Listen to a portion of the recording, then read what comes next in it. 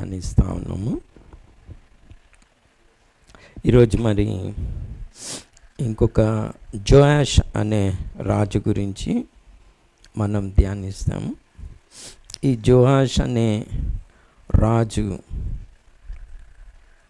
ఎవరంటే, మనము జెహోరాంని గురించి మనము నేర్చుకున్నాం కదా. జెహోరాం ఎవరో మీకు జ్ఞాపకం ఉన్నాడా? ఎవరు? ఎవ్వరికి ఇష్టం లేనివాడై చనిపోయింది. ఆయన కుమారుడు అహజయ. ఒక సంవత్సరం, అంటే ఇది నేను చెప్పే చరిత్ర 2వ దినవృత్తాంతములు 21, 22, 23 అధ్యాయంలో ఉన్నది, 24. సో ఈ జెహోరాం కొడుకు అహజయ కుమారుడు. ఈయన 1 సంవత్సరం మరి పరిపాలించి, మరి ఈయన తల్లి అయిన అతలియా మాట విని అహాబ్ ఇంటి వారు ఎలా నడుచుకున్నాడో అలా నడుచుకున్నాడు. అంటే విగ్రహారాధన, బాల్ దేవతని ఆరాధించుకుంటూ మరి ఈయన ఉన్నందుకు దేవుడు ఆయనకి మరి శిక్ష విధిస్తాడు. మరి ఈయన కుమారులందరినీ, దాని తర్వాత ఏమవుతుందంటే, ఈయనని చనిపోయిన తర్వాత, అంటే జెహూ అనే ఒక ఇస్రాయేల్ రాజు ఈయనని చంపేస్తాడు. తల్లి అయిన అతలియ, ఇక్కడ నేను ఒక క్వశ్చన్ అడుగుతాను. ఇజ్రాయెల్ని దాదాపు 6 సంవత్సరాలు ఒక స్త్రీ పరిపాలించింది. ఎవరికైనా తెలుసా ఎవరో ఆ స్త్రీ? యూదా రాజ్యంని ఒక స్త్రీ పరిపాలించింది 6 years. దెబోరా న్యాయాధిపతి స్త్రీ, ఓకేనా? అతలియా ఈమెనే 6 సంవత్సరాలు పరిపాలించింది. దానికి మీరు క్వశ్చన్ అంటే దానికి ఆన్సర్ మనకి 2వ దినవృత్తాంతములు 22వ అధ్యాయము 12వ వచనంలో మరి చూస్తాం మనం. అది చదవండి, తెలుగులో ఎలా ఉందో.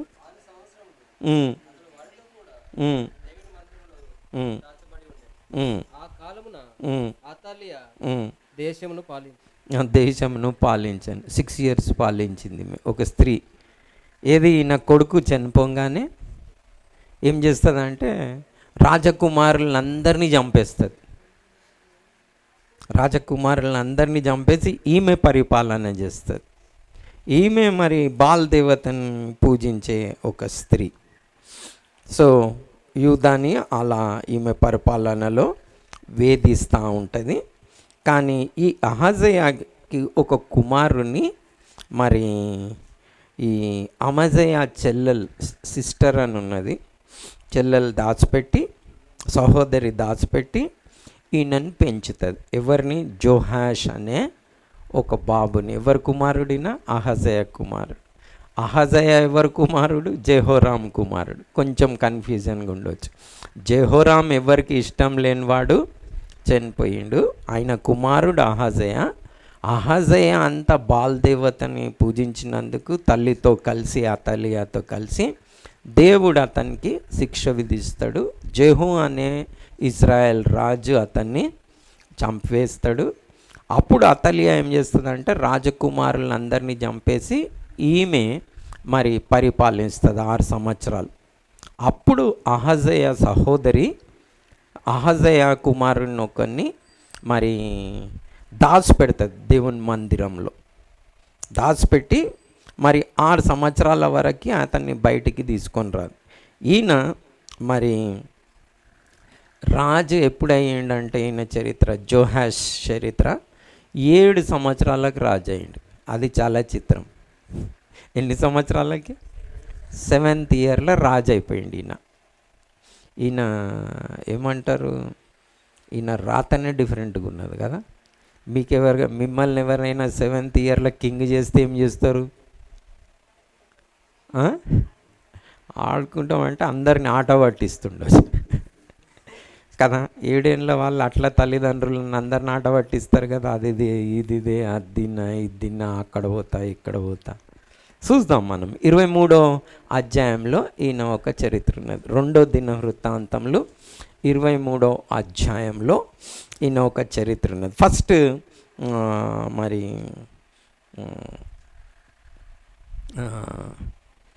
లేని ఈయన గురించి ఉంటుంది.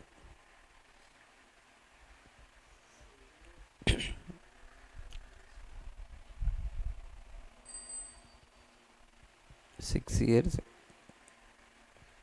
and made in a seventh year na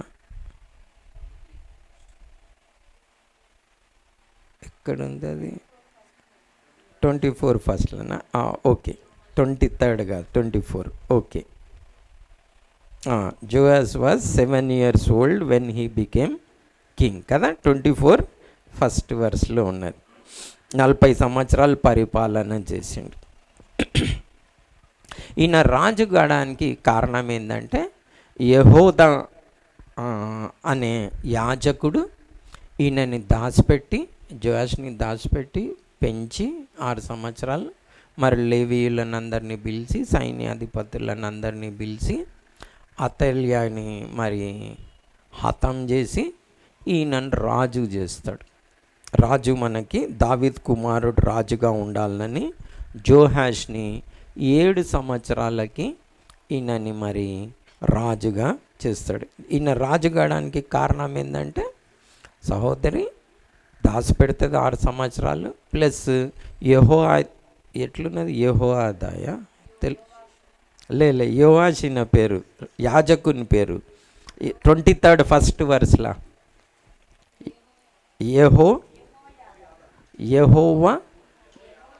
యెహోయాదా.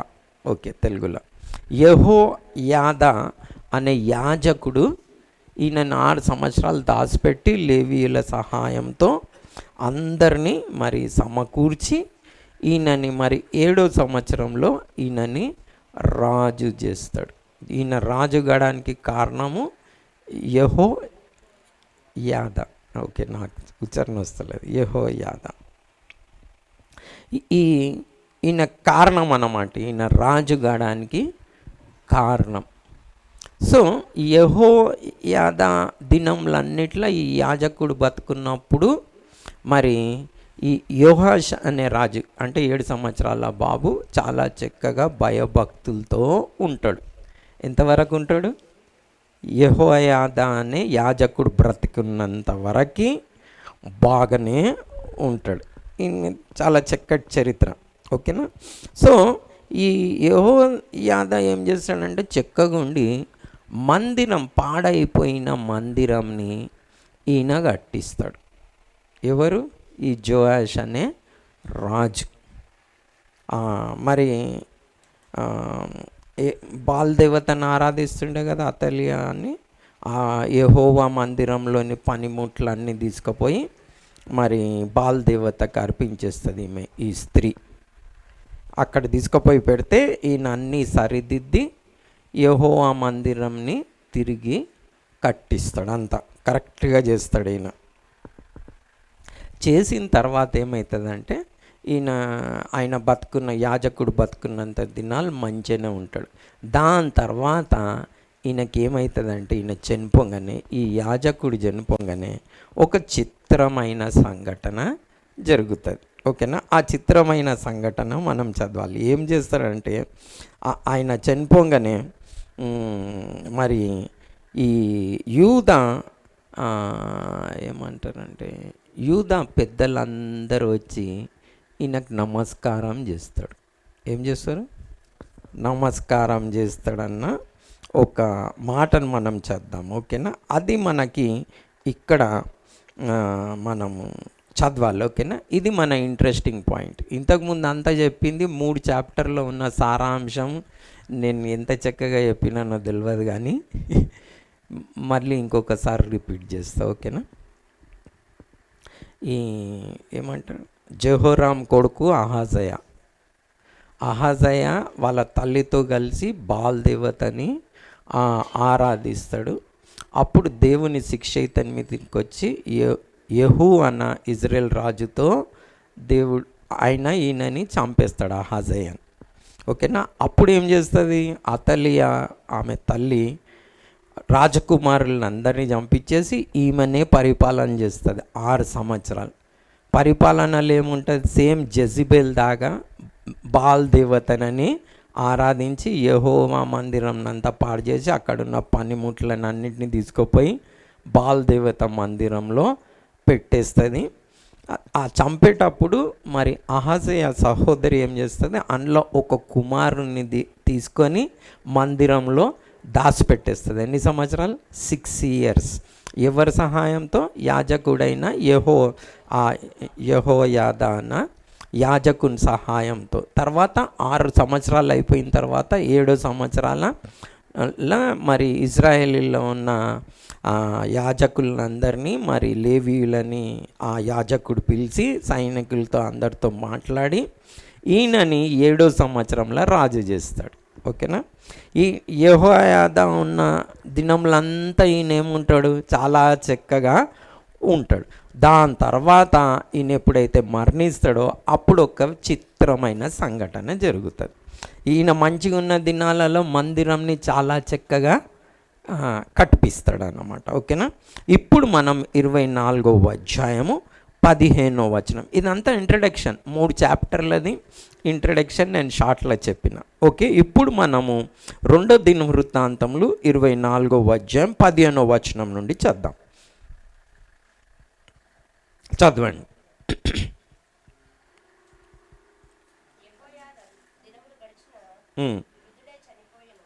అతడు చనిపోయినప్పుడు 130 ఏండ్ల వాడు.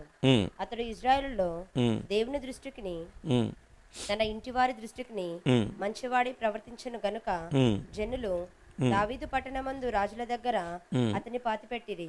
యెహోయాదా చనిపోయిన తరువాత యూదా అధిపతులు వచ్చి రాజునకు నమస్కరింపగా వారు వారి మాటకు సమ్మతించెను. చూడండి, చాలా చిత్రమైన సంఘటన. ఇది ఒకటే వరుసలు ఉన్నది. ఏం చేసిండ్రు, యెహోయాదా చనిపోగానే యూదా అధిపతులు వచ్చి నాకేం చేసిండ్రు అని ఉన్నది, నమస్కారం చేసిండ్రు. అంటే ఈయన ముంగట్లు వచ్చి మంచిగా వంగిపోయినరు అన్నమాట. అంటే దీని భావం ఏంటంటే మేమందరం మీ దాసులము, నిన్ను సేవిస్తాం మేము అని ఈయనను ఏం చేసిండ్రు, హెచ్చించిండ్రు. వాళ్ళందరూ వచ్చి నమస్కరించిండ్రు అని అంటే దాని భావం ఏంది, ఈయనని ఎక్కించిండ్రు అన్నమాట మునగ చెట్టు. అంతనే. దీని మీద మన ఈరోజు మనం ధ్యానించేది వచనం బేస్ మనకి. ఓకేనా. హెచ్చించగానే ఏం చేసిండ్రు, ఈయనని ఎక్కియంగానే ఈయన మందిరం కట్టించింది చేసింది అంతా మర్చిపోయి ఏం చేసిండు, వాళ్ళ మాట విని మరి విగ్రహారాధన స్టార్ట్ చేసిండు. చూడండి కింది వచనంలో,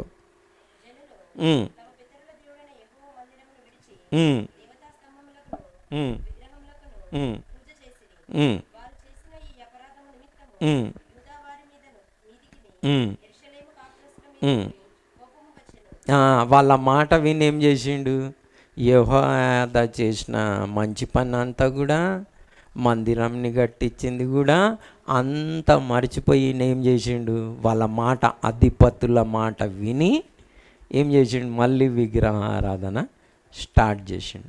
ఈ విగ్రహారాధన చేయడానికి మెయిన్ రీజన్ ఏంది, అధిపతులు వచ్చి ఈయనకి ఏం చేసిండ్రు, నమస్కారము చేసిండ్రు. సో మన ఒక స్టడీ ఈరోజు ఏంటంటే, ఎవరైనా కానీ మిమ్మల్ని కూడా అలా నమస్కారం చేస్తే, ఎక్కిస్తే ఏం చేయకూడదు, జర మంచిగా చెప్పండి, ఏం చేయొద్దు.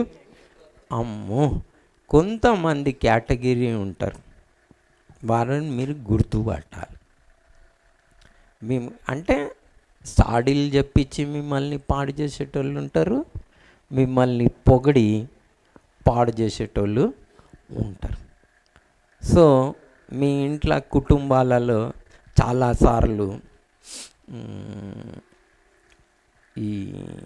ఎవరు ఏమి ఎలా చేస్తారో తెలియదు. ఓకేనా. మనల్ని ఎక్కించినట్టే ఉంటుంది, కానీ ఇంట్లో మంట పెట్టేస్తారు. అంటే ఈ పెళ్లి చేసుకుంటారు, మీరు కూడా పురుషులైన వారందరూ గమనించాలి. మీ భార్యలు ఏం చేస్తారంటే మిమ్మల్ని ఎక్కించినట్టే ఎక్కిస్తారు, ఇంట్లో ఏం చేస్తారు చెప్పండి, మంట పెట్టేస్తారు. మీరు కూడా అలాంటి వారుగా ఉండకూడదు. ఓకేనా? చెల్లమ్ములైన పిల్లలైన మీరందరూ కూడా, ఎందుకంటే వారిది అలా ఆశలు తీర్చుకోవడానికి ఒక్కరినొక్కరు అలా ఎక్కిస్తారు. ఎవరిని అలా ఎక్కిస్తే ఇంట్లో పనులు అవుతాయో, చర్చిలో పని అవుతుందో, ఈ ఊర్లలో కూడా ఏదైతే ఉంటుందో చూడండి, ఊర్లలోనే కాదు, కంపెనీల మేనేజర్లు ఒకరిని తీయాలనుకో కోపం వచ్చి, ఆయన మీద కోపం డైరెక్ట్ చూపెట్టారు, పోయి మేనేజర్కి ఏం చేస్తాడంటే ఆయనను ఎక్కిస్తారు. ముందుగల చాక్లెట్లు, బిస్కెట్లు, స్వీట్లు అన్నీ ఇస్తారు. ఇచ్చి మెల్లమెల్లంగా ఇలా గ్రిప్లకు రాగానే ఈ మేనేజర్, సార్ వాడున్నాడు చూడండి, పనే చేస్తలేడు, అంత మాన్వల్నే అవుతుందంటే ఈయనేం చేస్తాడంటే ఆయన మాట వింటాడు. చాలా కంపెనీస్లో అలా జరుగుతాయి, చాలా కుటుంబాలలో అలా జరుగుతుంది, చాలా ఏమంటారంటే చర్చెస్లో అలా జరుగుతుంది. కాబట్టి మీరు ఒకటి నేర్చుకోవాలి, ఏంటంటే ఎవరైనా మిమ్మల్ని మునగచెట్టు ఎక్కిస్తే ఎక్కకూడదు. ఏం చేయకూడదు? పాడదైపోతారు. ఈయన పాడగాడానికి మెయిన్ రీజన్ ఏంటంటే ఈయన ఎక్కియంగానే అలా ఎక్కిపోయి ఈయన ఏం చేసిండు, వాళ్ళు ఏవేవి చెప్పిండ్రో అవన్నీ చేసి ఏం చేసిండు, యెహోవా చేసిన మంచి పని అంతా, మందిరాన్ని కట్టించిందంతా, ఈయన చేసుకున్నదంతా, ఉపకారం అంతా మర్చిపోయి విగ్రహారాధన చేయడానికి స్టార్ట్ చేశాడు. ఈయన మెయిన్ రీజన్, ఈయన చరిత్రలో నుండి నేర్చుకోవాల్సింది. సో ఏం చేస్తాడు, దాని తర్వాత దేవుడు ఈయన దగ్గరికి ప్రవక్తలను పంపిస్తాడు. ప్రవక్తలను పంపించినా కానీ ఏం చేస్తారు, ప్రవక్తల మాట వినరు, త్రోసివేసేస్తాడు. వినకపోతే అప్పుడు యెహోయాదా కుమారుడైన జెకర్యా మీదికి దేవుని ఆత్మ వచ్చి ఈయన ప్రవచించడం స్టార్ట్ చేస్తాడు. వాళ్ళని హెచ్చరిస్తాడు. ఏమని? మీరు ఎందుకు ఇట్లా తొలగిపోయి మరి విగ్రహారాధన చేస్తున్నారు అని హెచ్చరిస్తాడు. జాగ్రత్త, దేవుని శిక్ష మీ మీదికి వస్తుంది అని చెప్తాడు. వస్తుంది అంటే ఏం చేస్తాడు, వీళ్ళందరూ ఉన్నారు కదా, ఈయనకి ఎక్కించిన వాళ్ళందరూ, ఈయన కూడా ఉన్నాడు కదా, వీళ్ళందరూ కలిసి ఈయనకి వ్యతిరేకంగా మరి పన్నాగం వేసి జెకర్యాని చంపేస్తారు. ఎవరు? ప్రవక్త అయిన జెకర్యాని చంపేస్తారు. ఎవరు కొడుకు? ఈయన యెహోయాదా యాజకుడి కొడుకు. ఈయన తండ్రి ఈయనకి ఎంత మేలు చేసిండు, ఈయన రాజుగాడానికే కారణం కదా. సో అదంతా మర్చిపోయి ఏం చేసిండు, ఎవరైతే మన తెలంగాణ భాషలో చెంచాలు అంటారు కదా, అంటే మీకు అర్థం కానీ చెప్తున్నా, ఎవరైతే ఈయనని ఎక్కించిండ్రో వాళ్ళందరూ ఎక్కించి ఏం చేసిండ్రు, ఆయనని చంపిపిచ్చేసిండ్రు, ఒక నీతిమంతుణ్ణి చంపిపిచ్చేసిండ్రు. ఎవరు? సో మనం కూడా ఎవరైనా చెప్పుడు మాటలు విని అలా ఎక్కిచ్చేస్తే చాలా జాగ్రత్తగా ఉండాలి. వాళ్ళతో కనుక చేతులు కలిపితే మీరు ఏం చేస్తారు, నీతిమంతుణ్ణి చంపిపిచ్చేస్తారు. ఈయన అలా చేశాడు. ఆ రాజు ఆర్డర్స్ ఇస్తే ఈయనని పోయి చంపేస్తారు. అప్పుడు నువ్వేదైతే పని చేసినావో నువ్వు దానికి ప్రతిఫలం పొందుతావు అని జెకర్యా చనిపోయేటప్పుడు చెప్తాడు. మనం 22వ వచనం చేద్దామా. ఆయనని రాళ్ళతోటి కొట్టించి చంపుతారు మరి.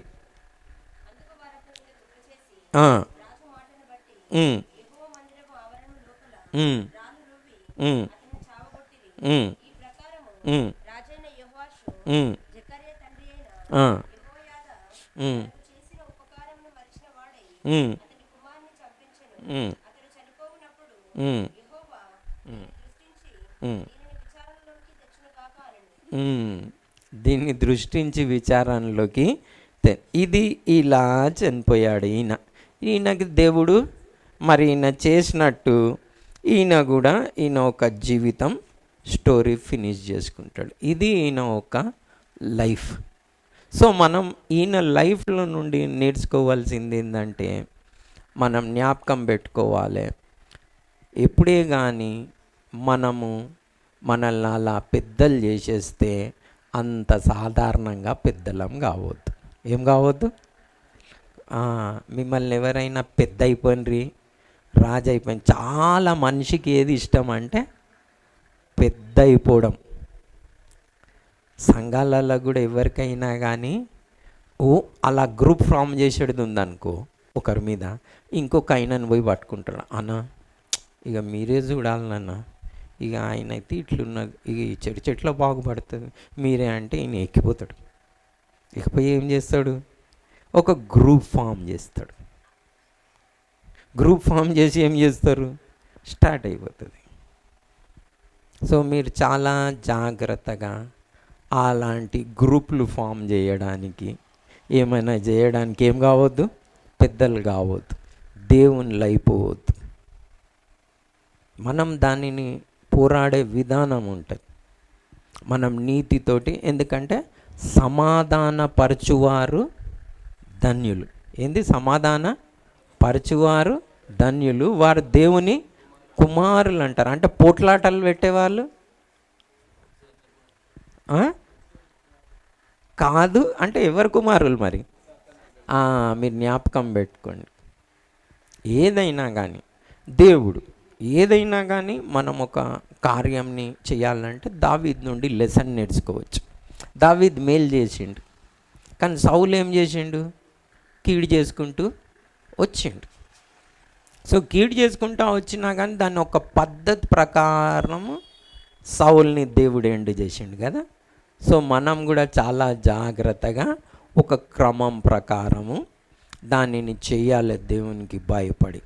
కానీ గ్రూపులు కానీ ఇట్లా పోట్లాటలు కానీ ఇంట్లో కానీ సమాజంలో అయినా కానీ కంపెనీలో అయినా కానీ మనము చేయకూడదు.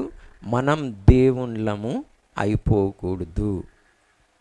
మీకు కూడా పిల్లలు పుడితే, లేకుంటే పుడితే మీరు దేవుళ్ళు అయిపోవద్దు. దేవుళ్ళు అయిపోవద్దు అని అంటే, దేవుళ్ళు అయిపోయే ఒక యాటిట్యూడ్ ఏంటంటే, ఏదైనా కానీ నేను చేసేస్తా. ఆ ప్రాబ్లం ఉందా? ఓకే, నేను సాల్వ్ చేసేస్తాను. నాకు వాళ్ళు తెలుసు, వీళ్ళు తెలుసు, వీళ్ళు తెలుసు, వీళ్ళు తెలుసు. సో నేను ఆ ప్రాబ్లమ్ని సాల్వ్ చేసేస్తాను. నాకు తెలుసు ఎట్లా చేయాలనో ఈ పని అని ఏం చేస్తాడంటే, సాతానుడు కూడా మిమ్మల్ని అలా ఎక్కిచ్చేస్తాడు. దేంతో చేసుకోవాలని? మీ బుద్ధితోటి, ధనంతో, మరి డబ్బుతోటి, ధనంతో, పలుకుబడితోటి, బంధువులతోటి ఏకమై నేను ఈ ప్రాబ్లమ్ని సాల్వ్ చేసేస్తా అని మిమ్మల్ని ఏం చేస్తాడు? సాతానుడు ఫుల్ ఎక్కిచ్చేస్తాడు. మీరు అనుకుంటారు ఓహో నేను చేసేస్తాను. శుద్ధ పొరపాటు, 100%. సో మీరు అలా సాతానుడు మిమ్మల్ని అలా ఎక్కిచ్చేస్తే, సాల్వ్ చేసేస్తే అన్నాడు అనుకోండి, ఇక అక్కడి నుంచి స్టార్ట్ అవుతుంది మీ పతనం.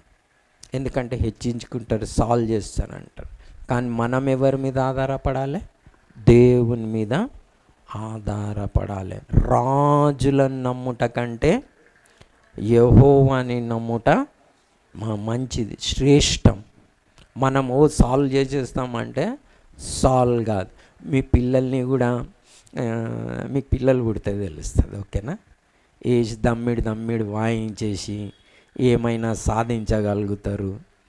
ఏం సాధించలేరు, ఓకేనా? దేవుని యొక్క భయభక్తులు నేర్పించండి. మరి చాలా జ్ఞానం చెప్పున దేవుణ్ణి అడిగి మీ ప్రాబ్లమ్స్ని ఇంట్లో సాల్వ్ చేసుకో, ఓకేనా? లేకపోతే చాలా మొండోళ్ళు అయ్యి కూర్చుంటారు, ఏం చేయలేము. ఇప్పుడు కూడా మిమ్మల్ని యవనస్తులుగా ఒక మాట అడుగుతా. ఇక్కడ ఒక్కరే డాడీ కూర్చొని ఉన్నాడు అనుకుంటే, ఇంకెవరైనా డాడీ కూర్చొని ఉందా? వాళ్ళ పిల్లలైతే చిన్నోళ్ళు, ఓకే. మిగిలిన వాళ్ళు అయితే బయట ఉన్నారు కదా. ఓహో, బంధువులే ఉంటారు అందరు. జర మీ మమ్మీ డాడీ మిమ్మల్ని ఏమైనా శుద్ధించగలిగినరా నాకు చెప్పాలి, బాగు చేయగలిగినరా అని చెప్పాలి నాకు. మీ మమ్మీ డాడీ ఏమైనా కొట్టి తిట్టి ఏమైనా చేసి బాగు చేయగలిగినరా అని చెప్పాలి. సోనా నువ్వేమని చెప్తావా? వద్దు, నన్ను ఎందుకు ఇరికిస్తున్నావా నన్ను మంచిగా అంటే అట్లా ఎవరైనా బాగా అయినరా చెప్పాలి నాకు. చాలా నిఖిల్ నువ్వేం చెప్తావు? అంటే యథార్థంగా ఏమైనా ఒప్పుకుంటారా? అంత సాధారణంగా బాగ్గారని నేను అనుకుంటా ఉన్నా. అయ్యిండ్రా బాబా? మీ అంటే యథార్థంగా ఒప్పుకోండి, అంత సాధారణంగా బాగ్గాలే కదా కారు. మీ పిల్లల్ని మీరు కూడా ఏం చేస్తారు? సేమే అవుతారు. అర్థమైందా? ప్రేమతో సంపాదించుకోండి, దేవుని భయభక్తులు కలిగి ఉండండి, నడవవలసిన మార్గంని బోధించండి, ప్రేమతో బోధించండి, ప్రేమతో దేవునిలో అయిపోవద్దు. ఓ చేసేస్తా ఏం చేయలేరు, ఇంట్లో పొట్లాటలు తప్ప ఇంకా ఏం కావు. ఓకేనా? అందుకని మీరు ప్రేమతో సాధించాలి. ప్రేమ శ్రేష్టమైంది. ఓకేనా? చిన్నప్పుడు కొట్టచ్చు, ఇప్పుడు మన్ను తింటారు, పిల్లలకు తెలియదు, కొట్టకపోతే వినరు.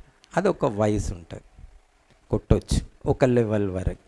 కొట్టొచ్చు అంటే కోపంతో కాదు, బెదిరించి ఏదో కొడితే వింటారు, లేకపోతే వినరు. కానీ పెద్దగా అయిన తర్వాత ఏడ వింటారు? వినరు. సో మీరు చాలా జాగ్రత్తగా మీ యొక్క పిల్లల విషయంలో దేవునిలో అయిపోకండి అని. ఇది ఎందుకు చెప్తున్నాం మనము? అలా ఎక్కిపోదు, నేను సాధిస్తా అని అనకూడదు, నేను అలా సాతానుడు ఎక్కిస్తే ఎక్కిపోకూడదు. మీరు జ్ఞాపకం పెట్టుకోండి, ఎప్పుడైనా కానీ మనుషులు మిమ్మల్ని పొగిడితే యేసుక్రీస్తు ప్రభుని జ్ఞాపకం చేసుకోవాలి. యేసుక్రీస్తు ప్రభుని రాజు చేస్తా అన్నారు. మీకు తెలుసా ఇన్సిడెంట్? రాజు చేస్తా అంటే యేసుక్రీస్తు ప్రభు ఏం చేసిండు? తెలుసా మీకు? వాళ్ళని తప్పించుకొని పారిపోయిండంట. చూడండి యోహాను సువార్త 6వ. మీరు ఇది నేర్చుకోవాలి. ఇది నిజమైన, ఇవాళ పాట పాడిండు కదా, యాక్చువల్ నిజమైన ద్రాక్షవల్లికి ఉన్న క్వాలిటీ ఏందో చాలామందికి తెలియదు. మీకు అది హోంవర్క్ ఇచ్చేస్తున్నా. ఓకేనా? నిజమైన ద్రాక్షవల్లి యేసుక్రీస్తు ప్రభు, ఆయనకున్న క్వాలిటీ. యోహాను సువార్త 6వ అధ్యాయం. మిమ్మల్ని కూడా ఎవరైనా రాజు చేస్తున్నారు, పెద్దం చేస్తున్నారు అంటే ఏం చేయాలి? ఆడ నుంచి పారిపోవాలి ఫస్ట్. అది నేర్చుకోవాలి. ఓకేనా? 6వ అధ్యాయంలో, ఓకేనా, 25వ వచనంలో అట్లుంటుంది అనుకుంటున్నా. చూద్దాం మనం. సముద్రపు టద్దరిని ఆయన కనుగొని, బోధకుడా, నీవెప్పుడు ఇక్కడికి వచ్చితివని అడగగా, ఆయనను రాజు చేయాలన్న సంఘటన తెలుసుకొని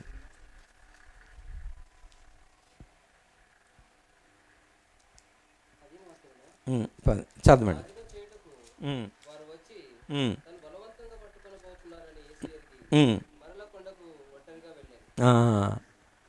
ఏం చేయడానికి? రాజుగా చేయడానికి. ఆయనను ఏం చేసిన? బలవంతంగా పట్టుకోబోతున్నారని యేసు ఎరిగి ఏం చేసిండంట? కొండకి ఒంటరిగా వెళ్ళిపోయిండంట. ఎందుకు ఈయనను రాజు చేయాలనుకున్నారు? 5 రొట్టెల్ని 5,000 మందికి పంచే. అబ్బా, ఈయన రాజు అయితే మనకు తిండికి కొదువే లేదు అని, అరే వీళ్ళు తిండి కొరకు నన్ను వెంబడిస్తున్నారని రాజు జయానికి పోతే ఏం చేసిండు? ఆడ నుంచి పారిపోయిండు. మిమ్మల్ని కూడా ఎవరైనా రాజు చేయడానికి ఇష్టపడితే ఏం చేయాలి? మీరు కూడా మంచిగా చెప్పండి ఇంకొకసారి. ఏం చేయాలి? పారిపోవాలి. కానీ అరే నన్ను నిజంగానా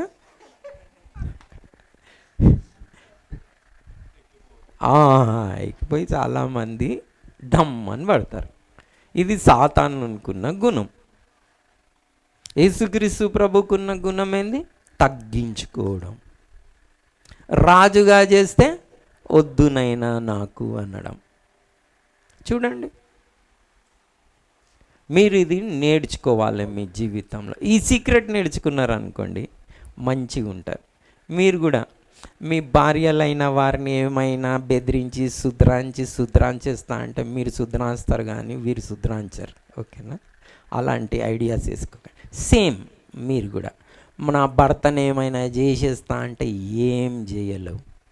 నాకు చాలామంది భార్యలు భర్తలు తెలుసు, వెనుక బొంగని ఏం చేద్దాం పిచ్చిది పోండి మీరు అంటాడు. ఆడున్నాడు చూడు వేస్ట్ ఫీల్లో, ఏం చేద్దాం నాకు దొరికింది నాకు గండానికి ఏమనుకోకండి అని వెంటనే ఇట్లా పోంగానే రండి కూర్చుంటే వచ్చిండ్రా మా అమ్మ వచ్చింది అంటాడు. పోంగానే తిడతారు ఇట్లా. ఆడుది ఉండకూడదు, పోనీ అమ్మ నీకెందుకు అవన్నీ అని అంటారు. ఇమీడియట్ మీరు కూడా అలా ఏమైనా బెదిరించి ఏమైనా చేద్దాం దేవుళ్ళు అయిపోదాం ఏమైనా ఐడియాలు వేయగలరు. ఓకేనా? మీరు ఈ మాటలు వింటున్నారు, నాకు ఏమన్నా కాలంలో నాకు చెప్పిన ఉంటే ఇంకా చాలా మంచిగా ఉంటుంది. ఈ మాటలు మీరు వింటున్నారు, ధన్యులు. అలాంటి పిచ్చి పనులు చేసుకోకండి. భర్తలను ఎలా రాబట్టుకోవచ్చు అని ఉన్నది. ప్రార్థన నూనె రాసా పవిత్ర ప్రవర్తనతో ఒకసారి చేద్దామా? మనము 1 పేతురు పత్రిక 3వ అధ్యాయము 2వ వచనం. వేరే ఐడియాస్ ఏవి పని చేయవు చూడండి. ఇంట్లో సాతానునికి మీరు చోటిచ్చి ఇంట్లో చిచ్చు పెట్టుకొని మీ కుటుంబంని పాడు చేసుకుంటారు తప్ప ఇంకేం కాదు. భార్యలైన వారు భర్తలైన వారు మీకు వివాహం చేసుకోవాలంటే ఇది ఖచ్చితంగా ఉండాలి, ప్రేమతోటే సాధించాలి, మాదిరితోటి ఓపికతోటి. చదువుదాం 1 పేతురు పత్రిక 3వ అధ్యాయం 2వ వచనం. అటువలే స్త్రీలారా మీరు మీ స్వపురుషులకు లోబడి ఉండుడి. అందువలన వారిలో ఎవరైనాను వాక్యమునకు అవిధేయులైతే వారు భయంతో కూడిన మీ పవిత్ర ప్రవర్తన చూసి వాక్యం లేకుండానే తమ భార్యలు నడబడి వలన రాబట్టబడవచ్చు. ప్రవర్తన ఏందది? సాధు అయినట్టి మృదు అయినట్టి అక్షయ అలంకారము, మీక్నెస్, ప్రేమ. భర్తలైన వారు ఏం చేయాలి? మీ భార్యలని ప్రేమించాలి. అది కూడా మనం చేద్దాం, ఎందుకంటే మీకు చాలా ఇంపార్టెంట్. ఎందుకంటే పెళ్ళికి డౌరీలు ఇచ్చుడు, పెద్దగా డిన్నర్ చేసుడు, స్టేజ్ కట్టుడు, బ్యాండ్లు వాయించుడు, ఆడుడు చాలా సులభమైన పని. పెళ్ళిని కాపాడుకున్నట్టు అంత సులభమైన పని కాదు. కాబట్టి మీరు నేర్చుకోవాలి ఇవి. ఓకేనా? సో మనం ఎఫెసీయులకు రాసిన పత్రిక 5వ అధ్యాయం 25వ వచనం చేద్దాం. భర్తలైన వారు ఎలా ఉండాలని. పురుషులారా మీరును మీ భార్యలను ఏం చేయాలంట? ప్రేమించాలి. ప్రేమించుడు అంటే ఏంది? ఫుల్ మటన్ చికెన్ పెట్టాలనా? మంచి పాలరాతి ఇల్లు కార్లు ఇప్పియాలనా? నో. అవి ఇప్పించుట సులభమైన పని, పైసలు ఉంటాయి కదా. ప్రేమించుట అంటే అది కాదు. త్వరగా కోప్పడకూడదు, అమర్యాదగా మాట్లాడకూడదు, డంబంగా ప్రవర్తించకూడదు, స్వప్రయోజనంని విచారించుకున్నాడు, అన్నిటినీ ఓడ్చుకోవాలి, తాలుకోవాలి. ఇలాగా మీరు కుటుంబంని ఏం చేసుకోవాలి? పైనుండి వచ్చే జ్ఞానంతో కట్టుకోవాలి. అంతేగాని దేవుళ్ళు అయిపోకూడదు, రాజులు అయిపోకూడదు. మేనేజ్ చేసేస్తా, కొట్టేస్తా, తిట్టేస్తా, బెదిరించేస్తా, పంచాయతీ పెట్టేస్తా, ఏం కాదు. తల బాదుకుంటావు, 3 డైవర్స్లు చేసుకొని లాస్ట్కి నువ్వు కూడా చచ్చిపోతావు. గంతనే. ఏమవుతుంది? ఐడియాలు ఏమైనా పనిచేస్తాయా? మనం కొందరు జీవితాలలో చూస్తున్నా నేను, ఐడియాలు ఏవి పనిచేయవు. సో మీరు చాలా జాగ్రత్తగా ఉండాలి. ఎవరైనా లవ్కి కూడా చెప్తా, బాగానే ఉంటారు, నమస్కారం పెడతారు పెళ్ళికి చేసుకోకముందు. అయ్యో చేసుకొని అంటే ఈయన ఫుల్ ఎక్కిపోయి అమ్మా పేదది నేను చెప్పినట్టు వింటది అని చేసేసుకుంటాడు. మంట పెడితే కాల్పోయి బొగ్గైపోవాలి. అట్లా నేను బూడిదైన వాళ్ళని చూసిన. ఇవి జోక్స్ కావు. మీరు కనుక అలా దేవుళ్ళు అయిపోయి ఏదో చేసేస్తా అన్న. నా కుటుంబంలో మా మామతో జరిగిన ఒక సంఘటన ఏంటంటే, వీళ్ళు మంచిగా మా మామ వాళ్ళు మంచిగా బాగానే ఉన్నారు, ఇల్లు కట్టించుకుంటున్నారు. అందులో మేస్త్రి కూతురు కూడా వచ్చింది. ఈయనకు మేస్త్రి కూతురుతో లవ్ అయిపోయింది. ఎవరికి? మా మామకి. ఓకే. లవ్ అయిపోతే ఏం చేయాలి, అరే మంచిగానే ఉంటుంది ఎక్కిచ్చేస్తారని చెప్పినా కదా, ఓ బాగుంటుంది అలా ఉంటుంది. పెళ్ళి అయిన తర్వాత అవి ఇవి పొట్లాటలు వచ్చినాయి, నన్ను పేదదానివని నన్ను హింసించి బాధ పెట్టి ఇలా చేస్తున్నావు అని ఫుల్ మంట పెట్టేసి, అట్లా కొన్ని దినాలకు బాగానే ఉంటుంది. మీరు కూడా జాగ్రత్తగా ఉండండి, ఓకేనా? అలా పురుషులు కూడా మిమ్మల్ని వచ్చి రోజా పువ్వు బాగానే ఇస్తారు, ఐస్ క్రీమ్ తినిపిస్తారు, తర్వాత పిప్పి తీసేస్తారు. జాగ్రత్త. ఓ 2 దినాలకు ఏదో సిగరెట్ డ్రగ్ మానేసినా నువ్వు లేక చచ్చిపోతా అని, పెళ్ళైన నెలకే వేరేళ్ళతో సెట్టింగ్ వేయవచ్చు, లైన్ కొట్టవచ్చు. చూసిన నేను అలాంటివి. పెళ్ళి కాకముందు తీర్లు తల్వార్లన్నీ బయటికి తీసుకొని పొట్లాడుకొని ఓ నిన్నే చేసుకుంటా అని పొట్లాడతాడు దరకారీలే వల్ల. పెళ్ళైన 6 నెలలకు తంతాడు. మీరు ఇవన్నీ జాగ్రత్తగా అంటే ఎక్కిపోవద్దు అని చెప్తున్నా. ఇవన్నీ ఎందుకు చెప్తున్నా, చరిత్ర చూడాలి, జాగ్రత్తగా ఉండాలి, మోసపోవద్దు. ఈయన జీవితంలో నుండి మనము నేర్చుకోవాలి. రాజు ఎవరినైనా అలా చేస్తే అలా ఉంటే ఓ సంబరం అనుకోకండి, నో. చాలా జాగ్రత్తగా పెద్దల సలహా తీసుకొని చాలా జ్ఞానపూర్వకంగా ఓపికతో కొన్ని సంవత్సరాల ఓపిక బట్టి మీరు ఏదైనా స్టెప్ ముందుకు తీసుకోండి. తొందరపాట్ల ఏ నిర్ణయము తీసుకోకూడదు. ఈ రాజుకి ఇంత మేలు చేసినా కానీ ఈయన మర్చిపోయి ఏమైపోయిండు, ఎందుకు అలా ఎక్కిచ్చేసింది. యేసుక్రీస్తు ప్రభు ఒక జీవితంలో రాజు చేస్తా అంటే యేసుక్రీస్తు ప్రభు ఏమైంది, పారిపోయింది. ఇందులో ఇంకొక డేంజర్ కూడా ఉన్నది. ఎప్పుడైతే మనుషుల మెప్పు మనం కొడతామో చూడండి, మనం విశ్వాసం నుండి మనం దేవుణ్ణి విశ్వసించలేమంట. ఇది కూడా యేసుక్రీస్తు ప్రభు చెప్పిండు. ఈ మాటలు జ్ఞాపకం పెట్టుకోవాలి, ఓకేనా? ఇప్పుడు మనం యోహాను సువార్త 5వ అధ్యాయం 44వ వచనం నుంచి చదువుదాం. అద్వితీయ దేవుని వలన వచ్చు మెప్పును కోరక, అద్వితీయ దేవుని వలన వచ్చు మెప్పును కోరక, ఒకని వలన ఒకడు మెప్పు పొందుచున్న మీరు ఎలాగూ ఈ టిక్ చేసుకోండి. మీ బైబిల్లో ఏం చెప్తా ఉన్నాడు? అద్వితీయ దేవుని వలన వచ్చు మెప్పును కోరక, ఒకని వలన వచ్చు మెప్పుతో మీరు కోరితే ఎలాగో నమ్మగలరు అని చెప్తా ఉన్నాడు. ఇక్కడ ఏంది, మనం మనుషుల మెప్పుని కోరడానికి ఇష్టపడ్డామనుకో ఏం చేస్తాం, మనము మనుషులను సంతోషపెట్టేలాగా చేస్తాం. దేవుణ్ణి మెప్పు కొడితే ఏం చేస్తాము, దేవునికి ఏది ఇష్టమో అది చేస్తాం మనం. సో ఇక్కడ మనం ఏం చేస్తాము, మనుషుల మెప్పు ఒకవేళ కోరితే మనము దేవుని మెప్పు కోరకుండా మనుషులకు ఇష్టమైంది చేస్తాం. అంటే అది అపనమ్మకం. విశ్వాసం నుండి ఏం చేస్తాం, మనం తొలగిపోతాం. ప్రభు చెప్పింది నమ్మం. మెప్పు నమస్కారం ఒకరు చేస్తే మిమ్మల్ని ఎక్కిస్తే అది అంత డేంజరస్.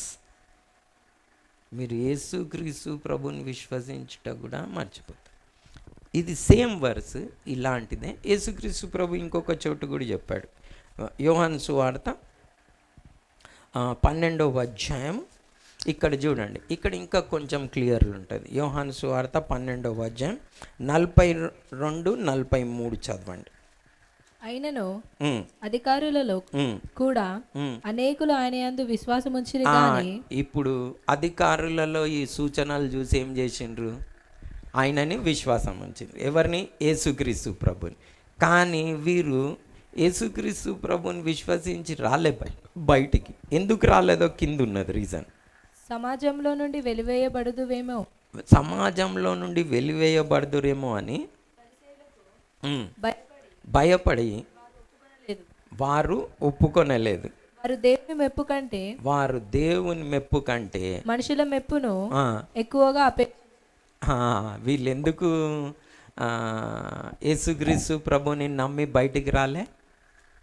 వారు దేవుని మెప్పు కంటే మనుషుల మెప్పుని ఎక్కువగా ఏం చేసిండ్రంట, అపేక్షించిండ్రంటే ఆశపడ్డారు. మీరు కూడా దేవుని మెప్పుని ఆశ, మీరు చేసే ప్రతి స్టైల్, వేసుకునే ప్రతి డ్రెస్ ఎవరిని మెప్పించడానికో తెలుసా? చేసుకునే ప్రతి కట్టింగ్ ఏదైనా ఎవరి కొరకు చేస్తారు? ఎవరిని సంతోష పెట్టడానికి చేస్తారు? పబ్లిక్ని. దేవుణ్ణి సంతోష పెట్టడానిక?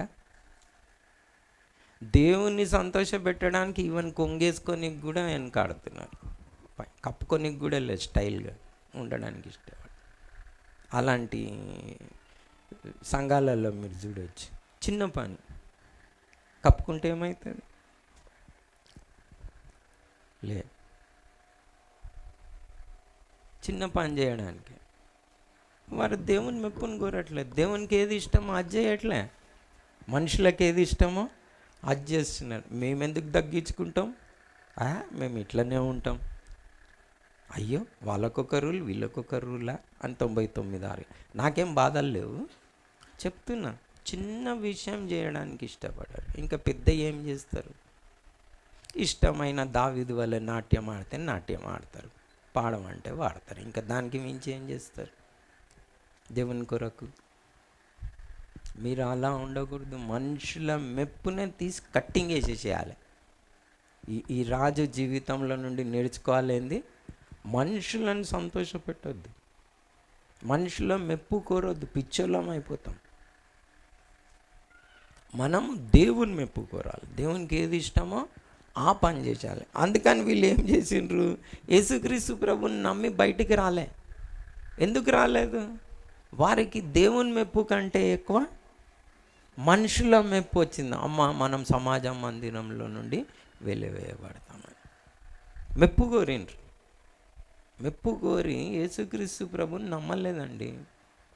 ఎంత భయంకరమైంది చూడండి మెప్పు. మునిగ చెట్టు ఎక్కించడము, ఒకరు నమస్కారం చేస్తే ఆ ఫీలింగ్. ఈయన జీవితం పాడు చేసుకున్నాడు ఈ రాజు, యోయాష్ రాజు. సో ఇంకొకటి కూడా, ఈయనకు సత్యం చెప్తే ఏం చేయాలి? అంగీకరించాలి. అంగీకరించకుంటే ఏం చేశాడు? సత్యం చెప్పిన వాళ్ళని చంపేస్తారు. మీరు కూడా ఇంకొకటి ఏం చేయాలి? ఎవరైనా సత్యం చెప్పండి, చిన్నోళ్ళు పెద్దోళ్ళు, స్త్రీలు పురుషులు. ఆడమ్మ చెప్తే నేను ఎందుకు వినాలి? భార్య చెప్తే నేను ఎందుకు వినాలి? భర్త చెప్తే నేను ఎందుకు వినాలి? చిన్నోళ్ళు చెప్తే నేను ఎందుకు వినాలి? సత్యం ఎవరైనా చెప్పని ఏం చేయాలి? వినాలి. మంచిదైతే వినాలి. సత్యం ఎవరైనా చెప్పని, అది క్రైస్తవులు చెప్పని, క్రైస్తవేతరులు చెప్పని, అది మంచిదైతే. తాగొద్దు అని క్రైస్తవులు చెప్తే, పాస్టర్ చెప్తే ఏంది, క్రైస్తవేతరులు చెప్తే ఏంది? తాగొద్దు. అబద్ధం ఆడొద్దు అని పాస్టర్ చెప్తే ఏంది, వేరేళ్ళు చెప్తే ఏంది? అబద్ధము ఆడకూడదు, మంచిది. సత్యం ఎవరైనా చెప్పని, మీరు వారిని ఏమనొద్దు, అంగీకరించాలి దాన్ని. ఓకేనా? ఆమెన్. కాబట్టి మిమ్మల్ని ఎవరైనా కరెక్షన్ చేస్తే, మీరు కనుక నాకు చాలా తెలివి ఉందంటే ఏం చేసుకున్నారు? మిమ్మల్ని మీరు నాశనం స్టార్ట్ అయిపోతుంది. జ్ఞాపకం పెట్టుకోండి. యవ్వనస్తులకి పిచ్చి చాలా ముద్ర ఉంటుంది. వాళ్ళకేం తెలుసు, మేము చేసేసుకుంటాము. అది ఆ జనరేషనే వేరేదే, మా నెక్స్ట్ జనరేషన్ ఏవేవో ఫీలింగ్లు ఉంటాయి అనుకోండి. నాశనం స్టార్ట్ అయిపోయిందని.